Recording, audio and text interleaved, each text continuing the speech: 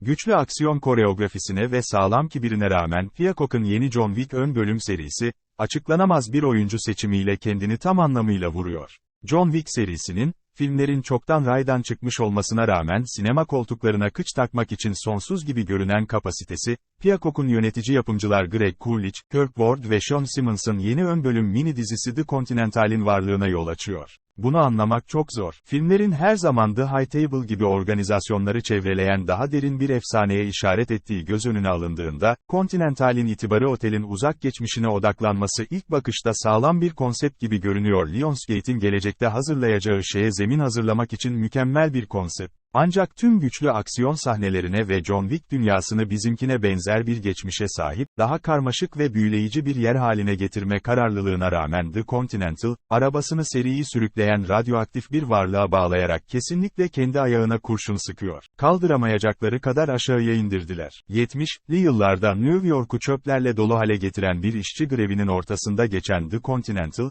genç Winston Scott'ın kardeşi Frankie'nin ardından nasıl hayat mücadelesi verdiğini anlatan kurşunlarla dolu bir hikaye anlatıyor. Adını taşıyan suikastçı oteliyle ters düşer. Fakir, bekar, göçmen bir annenin tek çocukları olan Scott kardeşlerin her ikisi de, The Continental'in ilk bölümünde şüphe üzerine polis tarafından tutuklanırken onlarla karşılaştığımızda hayatta kalma konusunda zaten bir iki şey biliyorlardı. Tehlikeli, küçük bir suça karışmak. Çift, gençliklerinde birbirlerine güvenmenin önemini anlayan ortaklardır. Ancak ağabey olarak Frankie, Winston'ın güvenliğini kendi güvenliğinin önüne koyma görevini üstleniyor ve The Continental, hayatlarının bir noktasında, çok farklı türde insanlar olmak için kendi yollarına gittiklerinden çok sonra açılıyor.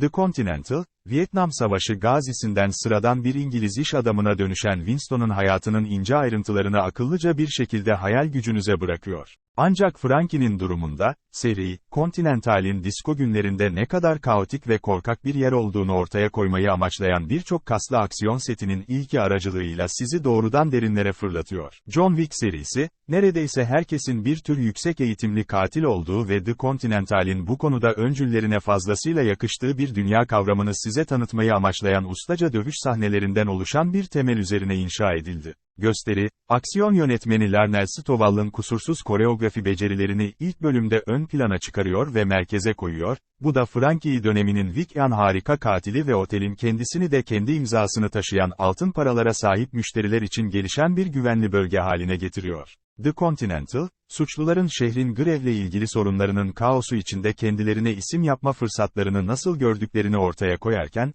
onun daha büyük dünyasına daha da fazla doku katıyor ve onu şaşırtıcı derecede çok sayıda, sıradan, insanla dolduruyor. Genellikle büyük ekran John Wick özelliklerinin odak noktası değildir. Dojo sahibi kardeşler Miles ve Lou, mahallelerinin kültürel atmosferinin değiştiğini hissedebildiği gibi, dedektifler KD ve Mayu de bir şeyin tüm şehrin yeraltı dünyasını harekete geçirdiğini söyleyebilir. Ancak özünde, gösterinin gerçek odak noktası, Winston'ın The High Table'a, dünya çapında Continental Otel şubelerini tarafsız bölgeler olarak kullanan karanlık suikastçı grubu, karşı mücadelesine odaklanıyor, bu, büyük ölçüde tüm seriyi altüst eden varlığı içeriyor. Kolayca önlenebilecek bir yol.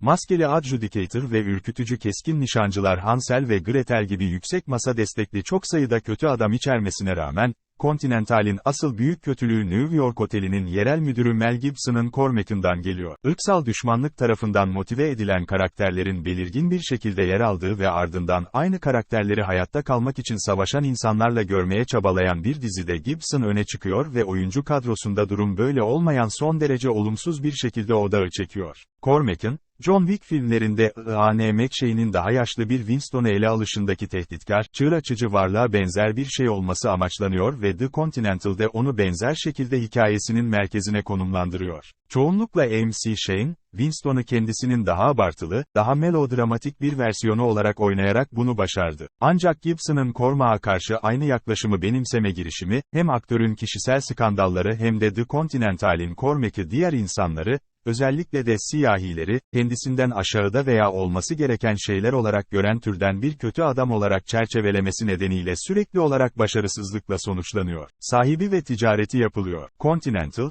Cormac'ı pek sempatik bir figür olarak görmenizi sağlayamıyor. Ancak dizi, genç çarına en fazla yükü onun aracılığıyla yüklüyor ve tüm dinamiği, Sonuçta masaya getirdiğinden daha fazlasını alıp götüren şovun en şüpheli yönlerinden biri. Bu utanç verici çünkü Gibson bir yana, The Continental'in masası oldukça güzel kurulmuş ve onun olmadan mini dizinin 3,5 saatlik bölümlerini taşıyacak kadar güçlü olabilecek bir dizi performansla dolu. Yardım. Ancak The Continental, mantıklı olanı yapmak ve zoraki olmayan hatalardan uzak durmak yerine, şaşırtıcı derecede feci bir etki yaratmak için büyük bir şeyi öne ve merkeze koyuyor.